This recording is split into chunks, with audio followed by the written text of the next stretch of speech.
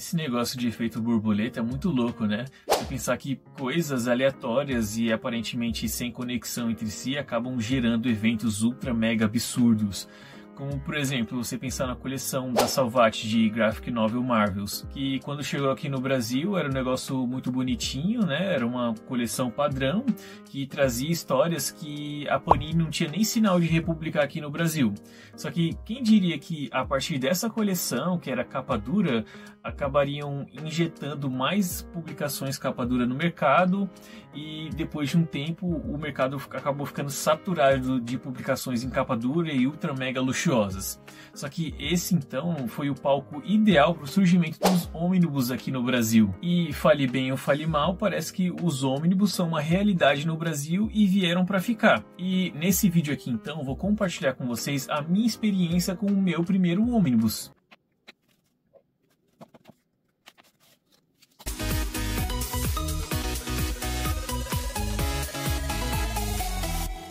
E aí pessoal, sejam muito bem-vindos ao Fandom Prime. Meu nome é Cisco e no vídeo de hoje então vou falar com vocês sobre esse tijolo aqui, 7 Soldados por Grant Morrison, que no caso são 7 Soldados da Vitória. Publicação da Panini, que tem 792 páginas, que no caso esse aqui foi o primeiro ônibus que eu comprei e o primeiro que eu li, coincidentemente, já que os ônibus assim, caso você seja já familiarizado aqui com o Fandom Prime, já tá ligado que aqui então eu tô na casa dos meus pais em São Paulo, só que eu passo a maior parte do meu ano em Santa Maria, no Rio Grande do Sul, que é onde eu faço faculdade. E os ônibus que eu comprei então nesses últimos anos que eu tô lá na graduação, e assim, os ônibus chegaram aqui no Brasil quando eu já estava lá em Santa Maria, no Rio Grande do Sul, na minha faculdade. Então, os que eu fui adquirindo, que vocês podem ver aqui um pouco nessa minha estante, eu fui comprando quando eu já estava lá na graduação e pedia para entregar aqui direto. Então, não tinha como eu ir lendo ao longo dos dias que eu estava lá na faculdade. Porque ônibus, então, é um negócio que você não consegue ler no ônibus normal, não no ônibus, ô cacete. Mas porque... se vocês viram o vídeo que eu já postei aqui no canal sobre as minhas manias de leitor, sabem que a maior parte dos meus quadrinhos eu leio em ônibus, quando eu estou indo para os lugares, principalmente para a faculdade. Então, um ônibus não é indicado para você ler num ônibus, justamente por causa do seu tamanho. Mas eu já vou, daqui a pouco eu já entro nesse mérito das praticidades e causas de você ler um ônibus. Só que, só comentando aqui então nessa parte introdutória do vídeo, é que a grande coincidência de eu ler esse material aqui é porque ele seguiu na esteira da minha maratona da Crise Infinita. Então já tem 2 vídeos aqui sobre a Crise Infinita no canal, caso você não tenha assistido ainda, eu vou deixar linkado aqui nos cards para você assistir e entender como é que foi essa minha jornada, que acabou descambando então aqui nos 7 Soldados. Mas antes da gente então entrar no principal, no interessante aqui da brincadeira, eu vou convidar vocês a seguirem a página do Instagram do Fandom Prime. Lá eu faço umas mini resenhas de alguns materiais que eu estou lendo ao longo dos dias, só que com uma pegada mais instagramável, né? Eu faço uma foto bonitinha e posto lá. Então, se te interessa esse lance mais instagramável e você quer apoiar o trabalho aqui do Fandom Prime, tá aqui feito o convite para seguir a nossa página lá no Instagram. Mas antes de mais nada, também não se esquece de curtir esse vídeo aqui e se inscrever no canal caso não seja inscrito ainda. Beleza, então vou começar aqui falando sobre a minha experiência com o primeiro contato com o material, que no caso o meu primeiro ônibus. Que então é um negócio muito parrudo, né? Um negócio gigante. Isso aqui é um mamute.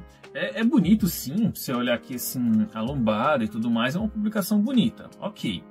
Eu vi muita gente alardeando muitos aspectos em relação aos ônibus. É tipo, um negócio que muito bonito, que fica bonito na estante e tudo mais. Só que essa questão de, fica bonito na estante, primeiro que é coisa de lombadeiro, tá? E olhando assim os meus sintomas, eu acho que eu tenho sintomas de lombadeiro, só que eu não me julgo lombadeiro. Mas esse negócio de que, fica bonito na estante e tudo mais. Não, realmente, fica bonito na estante. Como você dá pra ver aqui uns outros que eu tenho, é um negócio bonito. Só que até então, não é um negócio mais bonito do que qualquer outro capa dura que você pode ver por aqui, sabe? Então não é um negócio que, nossa, fica um negócio, sabe, que vai te chamar a atenção só porque é um ônibus.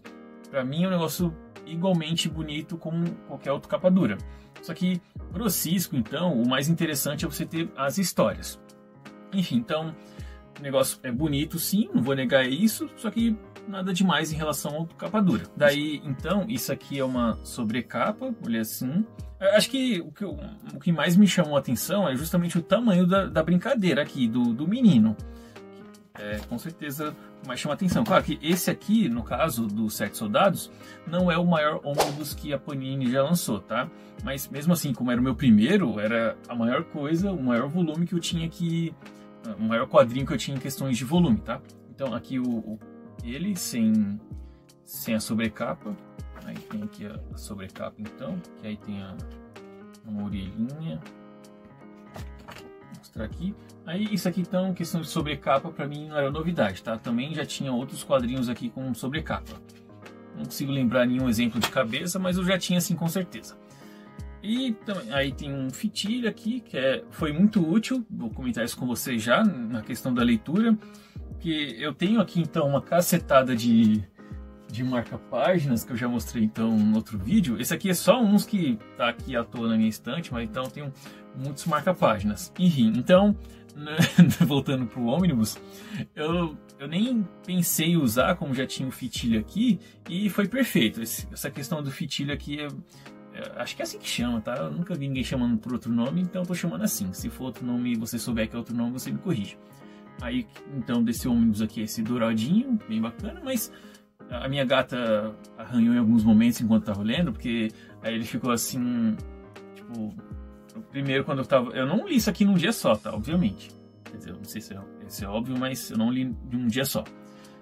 Daí, nos primeiros dias, ele ficou assim, aí minha gata pegou e começou a arranhar. Aí ele tá meio marcadinho aqui de gato, mas minha gata não estragou meu quadrinho, tá? Vou comentar então sobre a questão da leitura, então, aproveitando o momento. Aí eu usei o fitilho para marcar as páginas, bacana. E esse aqui, então, tem 792 páginas. Não, assim, eu comecei a ler e não foi um negócio que me incomodou, porque eu vi quando eles começaram a lançar os ônibus aqui no Brasil, já viu a galera importando costumes lá dos Estados Unidos, né, que já tinha essa cultura de ônibus há 1000 anos.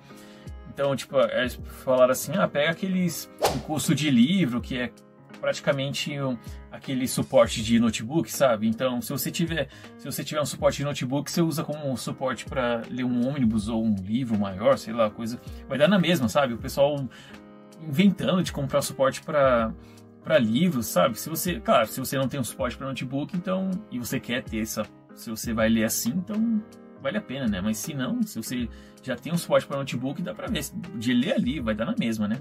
Mas enfim, então, eu não gosto de ler desse jeito, né? Eu leio sentado, assim, com um negócio na minha mão, e no primeiro momento foi ok, não teve muitos problemas. Só que não demorou muito para começar a ficar pesado, daí eu tinha que ficar trocando de mão. Aí, nas primeiras páginas, assim, na primeira metade do volume, foi ok. Essa questão de pesar na mão demorava. Aí eu só trocava, assim, encostava eu tava lendo no sofá, eu pegava a almofada e apoiava, assim, o ônibus aqui, e tava indo bacana. Aí, o pior de tudo, assim, o comecinho, que aí pesava, tava para mais páginas assim, ó, não sei se tá pegando no vídeo. Aí ok, aí quando chega assim mais pra metade, que ele tá distribuído assim, aí ficou mais bacana, ficou mais equilibrado, sabe? Então fluiu melhor. Só que o pior de tudo foi quando ele passou da metade, quando ele chegou aqui na reta final. Que aí quando o negócio ficou assim, ó, mais por esse lado de cá, aí o negócio ficou meio que ficou chato, não ficou insuportável, porque eu tava suportando. Só que ficou chato, porque aí pesou, sabe? No começo, ele levou um tempinho para começar a pesar minha mão, eu cansar e ter que mudar a posição ou trocar de mão o que eu tava segurando, né? Só que aqui no final era muito rápido, tipo, que nem eu falei, eu não li de um dia só, né? Então eu peguei aqui, papapá. Aí quando eu cheguei aqui nessa parte, eu sentava assim, né? Pra mostrar pra vocês, mas eu fico mais ou menos nessa altura aqui. Aí sentava assim, aí pouco tempo já cansava, sabe? Quando chegou aqui nessa finalzinha. Então, acho que dá pra dizer, por experiência desse primeiro volume aqui, eu imagino que todo ônibus, então, quando chegar na parte final da leitura, vai ser Vai ser uma luta. Beleza, então agora que eu já falei um pouco da minha experiência e impressões sobre a edição, vou falar agora sobre a história dos 7 soldados, que na verdade então é totalmente diferente dos 7 soldados da Vitória, que é um grupo original lá da Era de Ouro dos quadrinhos, que surgiu lá em 1941. Esses 7 soldados da Vitória eram um grupo com esses heróis ali e tudo mais que eu conheço mais pelo menos pela participação na série da Stargirl. Só que esses então são os 7 soldados da Vitória. Esses aqui do Grant Morrison são só os 7 soldados. E o lance então dessa série aqui é que eles não são uma equipe. O que a gente vai ver aqui nesse ônibus, ou assim, essa história aqui, só para voltar um pouco antes, ela já foi publicada anteriormente aqui no Brasil pela própria Panini. Só que saiu em revistas finas, aí no caso são 8 edições que fecham o conteúdo desse ônibus aqui, aí a história completa. Só que então, eles não são uma equipe, e isso aqui não é uma história só. E não é uma questão assim de que eles estão. Esses 7 heróis aqui, esses 7 soldados, estão juntando as forças contra um inimigo em comum. É mais ou menos isso, só que não é isso. Como o próprio Grant Morrison diz aqui na introdução desse ônibus aqui, que no caso eu só estou mostrando a sobrecapa, porque eu não quero ficar pesando minha mão, só para deixar isso aqui claro. Enfim, então, como o próprio Grant Morrison fala aqui na introdução, já que ele ia fazer uma história sobre esses personagens que eram esquecidos pelo público, era interessante então fazer, na verdade, uma revitalização dos personagens para apresentar eles para novos públicos, né? Porque então eram personagens que não tinham séries solos ou não vinham aparecendo pelo universo DC há muitos anos. Então, a ideia principal eram fazer minisséries com esses personagens para poder apresentar eles para o novo público, e se eles fizessem sucesso, isso aqui ia ser, na verdade, uma grande introdução para o que viria depois, para você ficar familiarizado com esses personagens. Então, aí, como ele estava com esses 7 personagens, ia fazer esse esquema introdutório e tudo mais, ele, na genialidade do Morrison e tudo mais, ele acabou bolando um esquema de você fazer uma integração com todas essas histórias que ele ia fazer, com esses 7 personagens. Então, no final das contas, eles realmente não são uma equipe e eles nem chegam a interagir entre si. Tem um momento no finalzinho que eles interagem, só que não tem nenhum momento nessa história aqui que os 7 personagens estão dividindo a mesma cena, o mesmo espaço e tudo mais. Só que é um mundo muito orgânico, então as consequências do que aconteceu em uma das histórias estava respaldando na outra, na sequência, né? E o que acontecia em cada uma das edições, por exemplo, o que acontecia na edição da Zatanna, tinha efeitos que você ia ver acontecendo ali pelo Clarion, que ia acontecendo efeitos sequência ali na história do Guardião e por aí vai. Então um mundo muito orgânico. Aí, então, qual que é a grande motivação aqui por trás desses 7 soldados? O que estava ligando, cortando todas essas histórias? Tinham 2 coisas. A primeira é que eles estavam quase que se passando na mesma cidade, que no caso o Morrison trouxe esses personagens aqui para Nova York, que até então no universo DC você tem suas próprias cidades, né? As cidades próprias dos personagens, que são fictícias, e Nova York, que é uma grande cidade dos Estados Unidos, é muito pouco explorada nas histórias do universo DC. Daí o Morrison pensou em usar Nova York para ser um polo ali, para essa galerinha, já que não quer usar e tudo mais. Então você tem as histórias se passando na mesma cidade, e também tem essa ameaça que são esse povo fada que é chamado de Shidas, né? Esses Shidas, então, são, tirando os principais, né? A rainha deles, o rei e os mais fodas do alto escalão, os normais são tipo uns anões, umas fadas, tipo que... Aí eles vão contar aqui na história que tem todo um lance cultural, uma convergência entre as culturas de toda a humanidade que remetem a eles. Só que cada cultura foi adaptando o seu conto e por isso que virou um mito. Só que na verdade eles existiam, né? Que são as fadas. Só que eles então conseguem entrar na cabeça das pessoas e influenciar elas a fazer o que eles quiserem, dependendo dos seus objetivos, que na maioria das vezes então vai ser causar muita destruição, morte, só para tumultuar, e esse tumultuar que eles fazem então acaba fortalecendo eles próprios. Só que isso então é um negócio muito de pano de... Dependendo da história, da edição, da minissérie, do personagem, isso é mais ativo, é mais primeiro plano, enquanto que outros é um negócio mais de subtrama, sabe? Só uma referência que está correndo ali. Claro que no final das contas acaba sendo eles os grandes responsáveis. A primeira minissérie então é a do Cavaleiro Andante, que é um personagem que eu já conhecia por causa da série dos 952 Cavaleiros do Demônio. É um personagem que eu curto bastante. Essa série dos Cavaleiros do Demônio, dos 952, eu super recomendo para qualquer pessoa. É um negócio muito fantástico, que envolve personagens lá da era medieval do universo DC, os Imortais. Tem o Etrigan, Madame Xanadu, Vandal Savage e o próprio Cavaleiro Andante. Que aí, então, a gente tem esse personagem aqui na sua minissérie, que vai fazer essa ponte, então, sobre o primeiro contato que eles têm registro com esses Shidas na história da humanidade, que até causou a extinção, a derrocada do reino do Rei Arthur e os Cavaleiros da Távola Redonda, e quase a extinção da humanidade.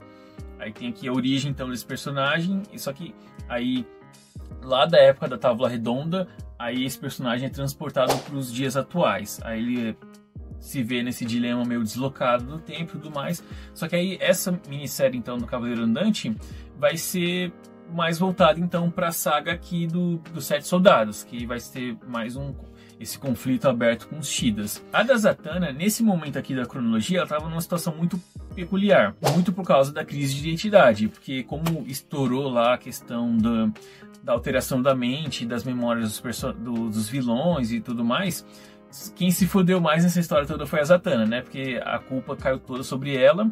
E nas histórias que eu li, então, desde a crise de identidade até chegar aqui nos Sete Soldados, né, passando a crise infinita e tudo mais, a Zatanna, além do pessoal pesar muito nela, ela tá pesando muito em si, tipo, tá se culpando. Então, nesse sentido, eu imagino que foi mais uma vontade do Morrison escrever a Zatanna do que você resgatar um personagem esquecido, porque nessa altura aqui ela não estava esquecida não, pô, ela foi protagonista então de uma mega saga, não tinha muito tempo. Aí o dilema que ela vai passar então na minissérie dela aqui é que ela perdeu os poderes dela. Não que ela perdeu, acho que o que fica meio que implícito aqui na série, não chega a falar isso abertamente, é que é mais um lance psicológico dela. Então acho que deve ser tudo isso que aconteceu com ela nesses últimos tempos, que eu citei agora aqui no vídeo, acabou afetando a cabeça dela, ela não consegue mais falar as palavras ao contrário, que esse é o lance da magia dela, falar os comandos ao contrário para executar a magia dela. Ela vai ter essa aprendiz aqui que é uma menina muito ímpar, que aí essa aprendiz dela que vai aparecer aqui, então ela tá mais ligada na saga dos Sete Soldados. Só que se fosse para pegar isoladamente essa história aqui, isso não te afetaria muito. Você podia só ficar pela Zatanna e sucesso. A terceira minissérie então é do Clarion, um menino bruxo, que, se eu não estiver enganado, é uma criação do Jack Kirby, só que o primeiro contato que eu tive e que eu tenho até, quer dizer, que eu tive até chegar aqui nos Sete Soldados, com o Clarion, foi na série Justiça Jovem, que então lá na Justiça Jovem, o Clarion é só um agente do caos, que é um contraponto do Senhor Destino, que é um agente da Ordem. Só que aí, então, eu não li essas histórias originais que mostram a primeira aparição do Clarion, que eu suspeito que seja do Jack Kirby, para saber qual que era a proposta, né? Então, fora o que eu já sabia sobre o Clarion da Justiça Jovem, eu fiquei sabendo aqui uma nova fase do personagem, que aqui, então, achei bastante interessante. Não tem nada a ver com ele ser um Lorde do Caos ou nada do tipo.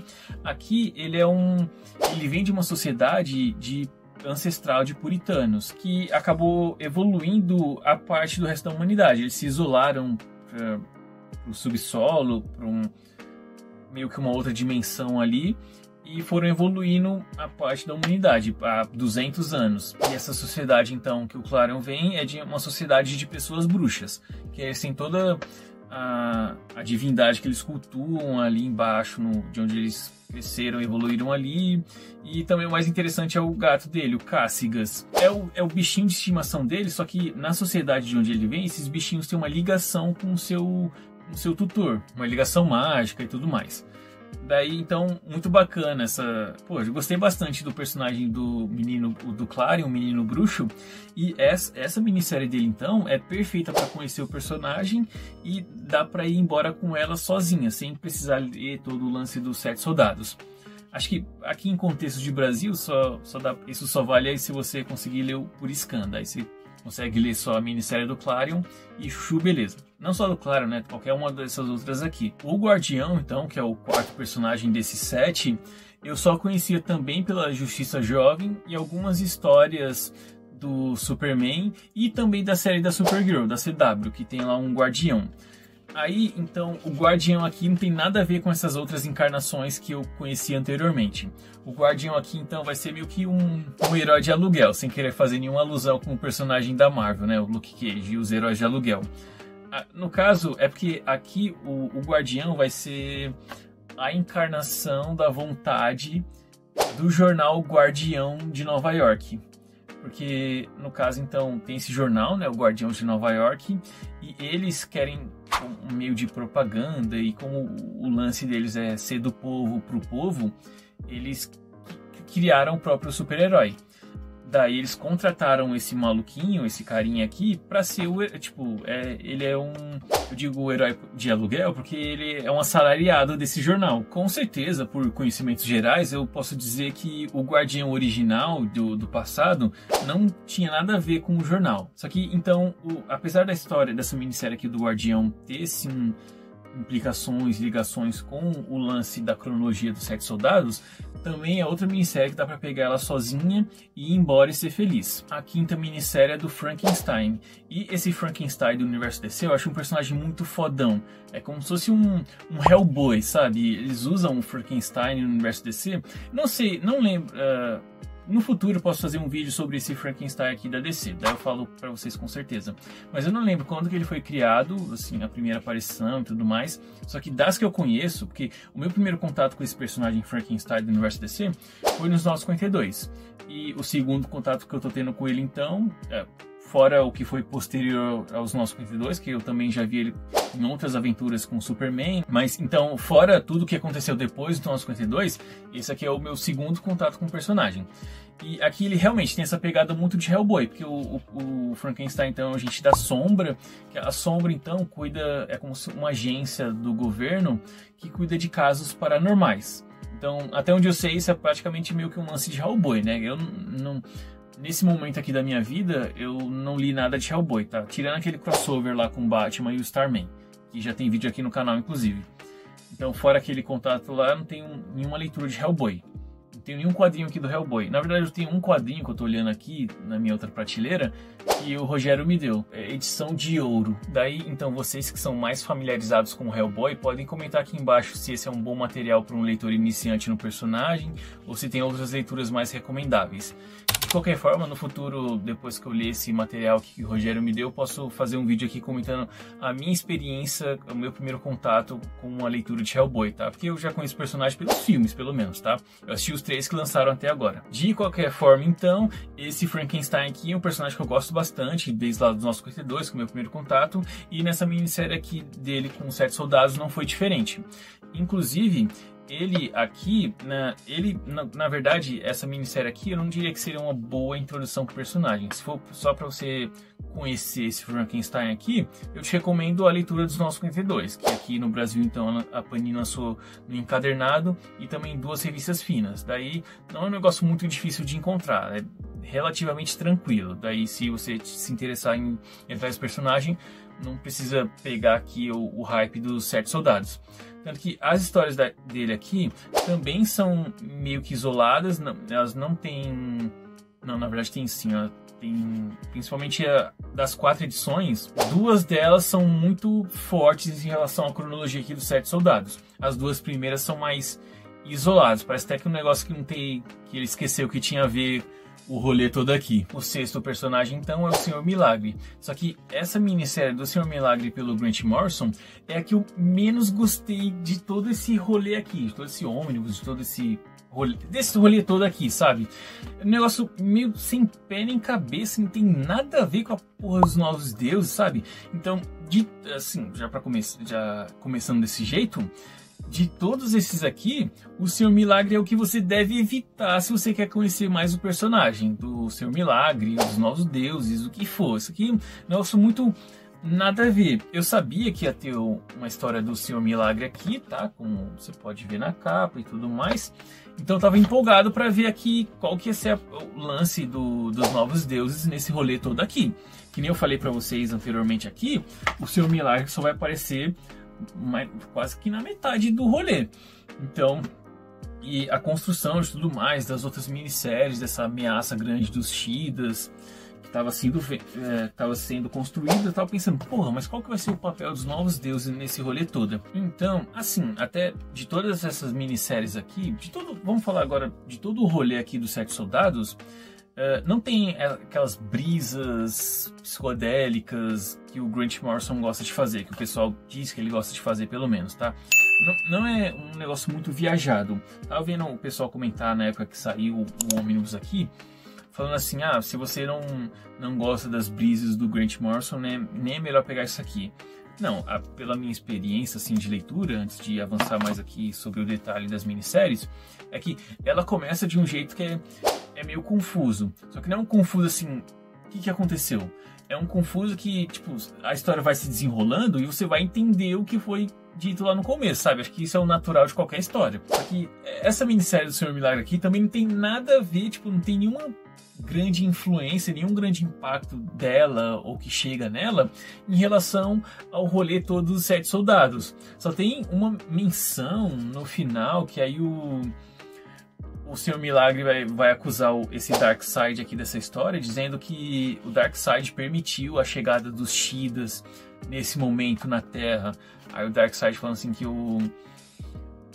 quando os Shidas devastarem a Terra nesse momento aqui, ele vai chegar depois vai ser só uma preparação para a chegada do próprio Darkseid. Essa é a única conexão que você tem com o rolê todo aqui dos Sete Soldados. Então, sabe, por questões da cronologia aqui, para conhecer o personagem, não faz o menor sentido.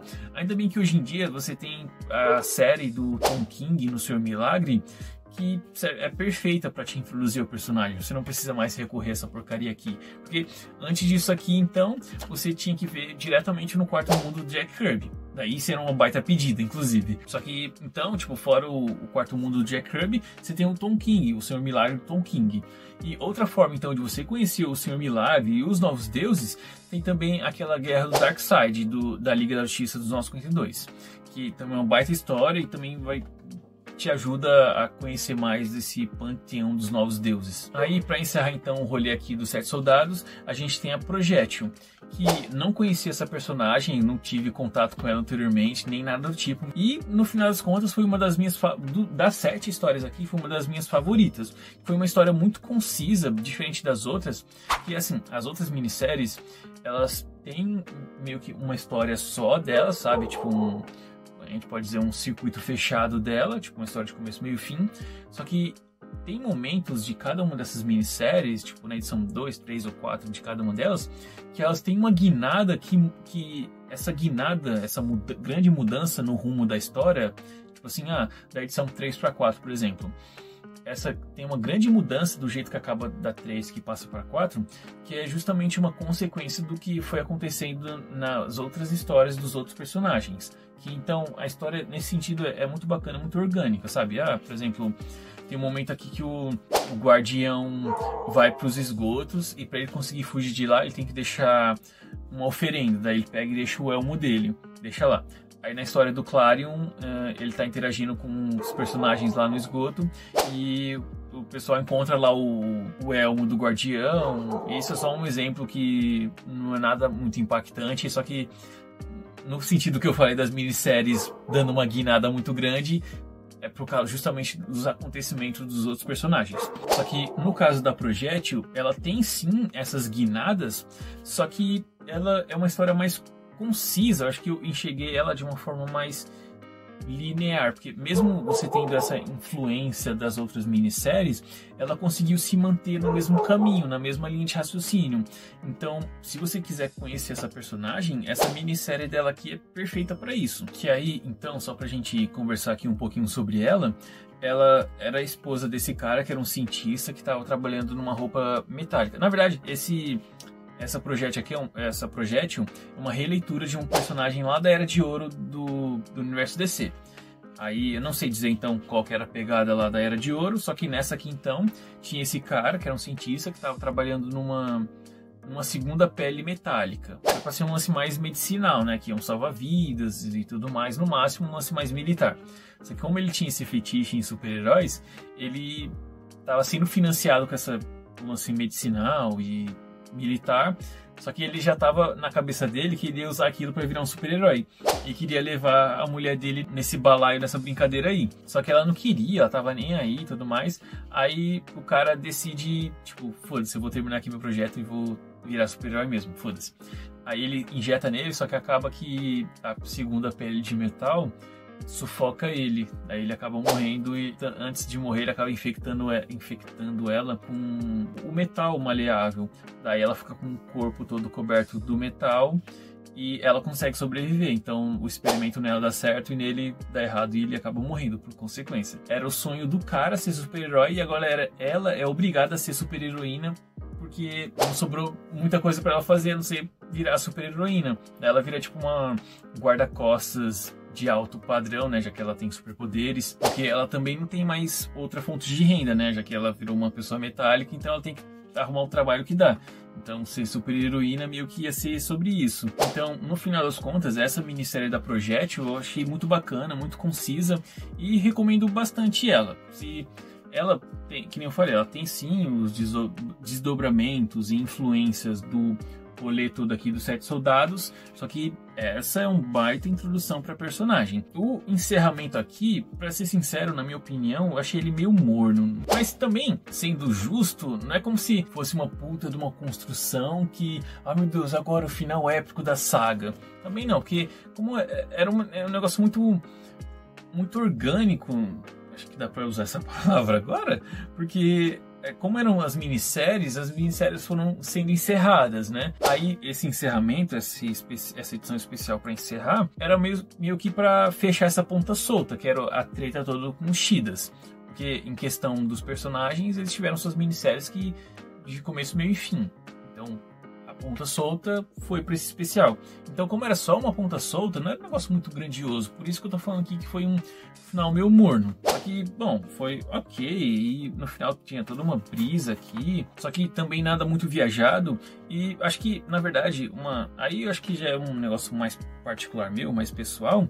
E também achei meio zoado os Sete Soldados, então nunca terem se encontrado. Só alguns deles, tipo, tem um momento que o Frankenstein encontra o Clarion. Daí é bacana, só que seria muito melhor se tivesse juntado num rolê só, sabe? Só que também, de tudo que foi construído até agora, também não faria sentido isso. Mas foi isso, não me arrependo, não é uma história que desperdício, sabe? Vale a pena sim, só que aí não é um negócio muito fora da curva de espetacular, sabe? Mas antes de encerrar aqui o vídeo, eu também tenho que falar com vocês sobre Em Busca do Destino.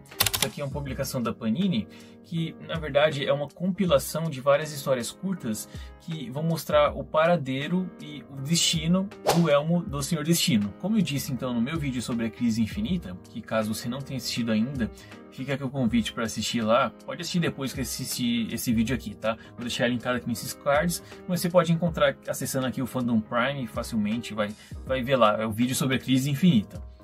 De qualquer forma, então, para poderem derrotar o Espectro que estava tumultuando pelo universo DC, o espírito do Nabu, que é o Senhor Destino, né? Que na verdade não era o Senhor Destino, porque o Senhor Destino já tinha se aposentado, já estava fora do baralho. Porque o Senhor Destino nessa época era o filho do Gavião Negro, só que aí eu não sei o que aconteceu com ele, só sei que ele não era mais o Senhor Destino, então o Nabu, que é o espírito do Elmo do Destino, tava livre. Ele foi tretar diretamente com o Espectro. Aí ele conseguiu derrotar o Espectro, só que ele teve que se sacrificar para isso. Só que mesmo com a morte do espírito do Nabu, o Elmo ainda estava intacto e tinha muito poder. Então quem usasse o Elmo do Destino poderia virar sim um novo Senhor Destino e não ia ter mais aquela voz do espírito de Nabu tumultuando na cabeça. Só ia ter os poderes mesmo. Só que aí, no final da história, então, lá da Crise Infinita, o detetive Shimp decidiu que, na verdade, era melhor deixar o Destino escolher quem seria o novo Senhor Destino. Então ele pede pro Capitão Marvel, o Shazam, arremessar o elmo no espaço e depois esse elmo, por meios mágicos, acaba voltando para a Terra e escolher o seu próprio novo Senhor Destino.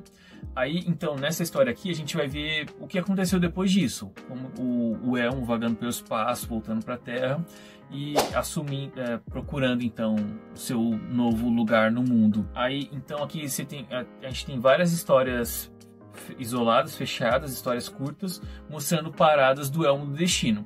Aí, o primeiro, então, que ele para é de volta com o Detetive Chimp, que aí, quando ele volta pro Detetive Chimp, o Detetive Chimp usa o Elmo, porque ele pensa assim, porra, eu já mandei esse negócio embora, então se ele voltou pra mim, é porque é o meu destino ser o Senhor Destino.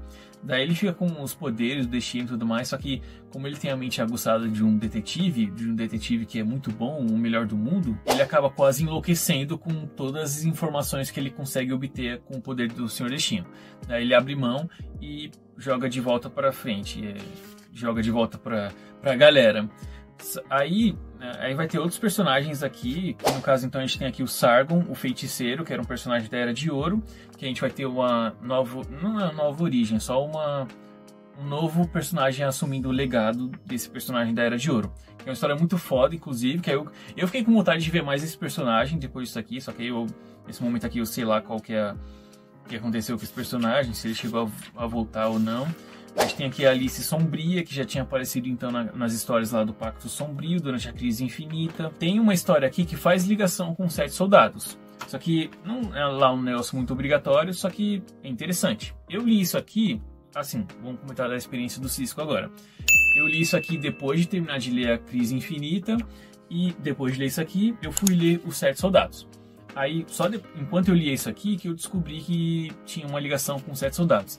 Daí eu não ia ler os 7 soldados agora, só que como eu vi que tinha ligação aqui, eu pensei, já tô aqui, então vou pegar e ler.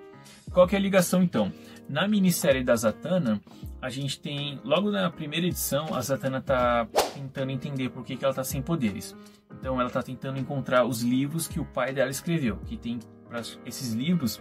Diz a lenda que tem praticamente todo o conhecimento que o Zatara adquiriu ao longo de toda a sua vida. Aí ela junta lá um bando de amigos dela lá que são feiticeiros e tudo mais para fazer meio que uma projeção astral para ver se eles encontram os livros do pai dela e tudo mais. Só que acaba acontecendo uma merda que todo mundo ali nessa sessão espírita deles acaba morrendo, menos a própria Zatanna. Daí o que a gente vai ver aqui então nessa edição é um desses personagens que estava lá nessa sessão de projeção astral com a Zatanna. A gente vai ver o destino dele, que no caso ele acaba não morrendo. Esse personagem que eu não conhecia, que achei muito foda também, queria ver mais dele, que é o Ibis. Aí então o Ibis é um personagem que no caso segue a mitologia egípcia. Aí eu nunca tinha ouvido falar desse personagem, tá? Só que como ele acabou morrendo ali nos 7 soldados, a gente vai ver aqui o novo Ibis aparecendo aqui nessa edição aqui. Que aí então vai ser por meio do Elmo do Destino que o antigo Ibis vai conseguir encontrar o seu sucessor. Daí o Ibis vai convocar esse seu sucessor para primeiro colocar ele e a esposa dele que estavam lá no rolê com a Zatanna em descanso, né? Porque para seguir pro pós-vida, e depois ele vai passar a missão, assim, agora você é o novo Ibis e você tem que resolver essa treta aqui. E gostei bastante, personagem muito interessante que, pô, podia ver mais dele. Depois eu vou procurar ver se não encontro mais nada desse personagem, mas foi aqui então uma baita introdução. Aqui na história da Zatanna, então, dos 7 soldados, ele aparece muito rapidamente, que é só citado, então a Zatanna apresenta o carinha lá, eles fazem a sessão e no meio do rolê eles vão falando poucas coisas, é só isso, não tem muito mais. Aqui então nessa história a gente tem todo um aprofundamento sobre a origem do personagem, qual que é a motivação, a origem dos poderes e por aí vai. Todas essas edições aqui são interações desses personagens com o Elmo do Destino. Só o Detetive Chimp no começo que faz parecer que ele vai ser o novo Senhor Destino. Os outros tentam ou pegar o poder do Senhor Destino para si, que nem a Alice Sombria, outros só estão, o Elmo Destino só está ajudando essas pessoas, ou está dando mais poder para essas pessoas fazerem o que elas precisam fazer. O Elmo só interage com esses personagens e segue o seu caminho. E no final das contas aqui, então, a gente não, nessa edição aqui, a gente não tem o novo Senhor Destino. Só que depois de encontrar com cada um desses personagens, é dito aqui que o Elmo Destino acabou absorvendo parte desses personagens, parte dos poderes desses personagens. Ou seja, o novo Senhor Destino, que vai vir depois disso aqui, vai ser um cara muito pica das galáxias, Que aí eu não sei, aqui no final da edição da Panini diz que a gente vai ver quem vai ser o novo Senhor Destino na publicação Universo DC. Daí eu não sei dizer, porque eu não tenho essa publicação, nunca li, não faço a menor ideia de para onde esse rolê foi parar. No final das contas, Os Sete Soldados do Grant Morrison parece meio que uma antologia, no sentido que é uma compilação de histórias de personagens aleatórios, por uma seleção muito particular. Que aí, no caso, a seleção do Grant Morrison. A minha nota, então, para o rolê todo aqui é 3,5. Eu achei muito boa, bem bacana mesmo, curti bastante. Só que não acho que é uma história ótima, sensacional, nem nada do tipo. Só que vale a pena sim. Só que vale a pena para você conhecer esses personagens aqui, se você tiver interesse em conhecer eles, porque, bom, que nem eu falei ao longo do vídeo, eles não são os personagens mais populares e mais espetaculares que você vai ver por aí. E também não tem uma história aqui, uma dessas minisséries, um negócio que vai chamar a sua atenção e falar assim, não, vale muito a pena ler e ir atrás disso aí. A história aqui, Os Sete Soldados, não é um negócio muito viajado, aquilo que pintam sobre o Grant Morrison, sobre histórias viajadas, que você precisa ler umas 3 vezes para entender. Não, também não é assim, dá para você entender muito de boa. Quer dizer, muito de boa também acho que é forçar demais, só que é que nem eu falei aqui ao longo do vídeo, no começo vai ser meio confuso, só que conforme você for avançando na leitura, você vai pegar a ideia, você vai pegar qual que é a intenção do rolê e vai entender o que está acontecendo. Você vai entender, tá? Você vai entender, senão vai acabar aqui a publicação sem entender o que aconteceu. Só que nada fora da curva, então se você tiver muito interesse em conhecer os personagens, essa aqui vai valer a pena sim. E já sobre aqui o Em Busca do Destino, é uma história muito bacana, acho que vale a pena sim, que aí você vai conhecer outros personagens. Isso aqui também tem praticamente o mesmo efeito da proposta aqui dos Sete Soldados, né? Você é introduzido a esses personagens aqui, só que em histórias únicas. E, porra, então, sabe, o mesmo efeito para uma história mais curta. Só que aqui no caso do Em Busca do Destino é uma história mais transitória, sabe? Entre o que aconteceu na Crise Infinita e para o que vai vir depois. Se você... Que nem eu vi então do que vinha lá da Crise Infinita e parei aqui. Não vou saber então o que vai acontecer depois com o Senhor Destino. Qual vai ser o destino do destino. Só que também não tô me sentindo muito lesado quanto a isso. Só acho... Vou comentar uma coisa então aqui sobre essa publicação, que a Panini escolheu essa capa aqui, que nem eu disse, são várias histórias curtas, edições únicas lá, issues dos Estados Unidos. Aí a Panini escolheu justamente essa capa aqui do Zauriel, só que nessa publicação tem a capa da história do detetive Shimp, é feita pelo Brian Bolland, que no caso dizem por aí, né, que é um cara que vende bastante, que é só colocar uma capa do Brian Bolland que você vai vender. E então não entendi por que a Panini não escolheu essa capa aqui nessa ocasião. Aí deve ser coisa de época, sei lá, fica aí o questionamento para posterioridade. Então é isso, pessoal, espero sinceramente que vocês tenham gostado do vídeo e obrigado por ter assistido até aqui. Agora vamos trocar uma ideia aqui nos comentários, comenta o que você achou do que eu falei ao longo do vídeo, o que você achou dos Sete Soldados, se já leu essa publicação aqui, se você tem algum ônibus, se tem interesse em adquirir algum ônibus, né, esse aqui ou não, sei lá, se ficou interessado em ler essa história aqui, se você sabia aqui dessa história Em Busca do Destino, o que achou dela, se tem interesse, enfim, pode comentar o que você quiser. Críticas, elogios e sugestões são muito bem-vindas, mas você também pode comentar o que você quiser, porque o momento nos comentários é totalmente seu. Só não se esquece antes de curtir o vídeo e se inscrever no canal caso não seja inscrito ainda. Beleza? Então até a próxima!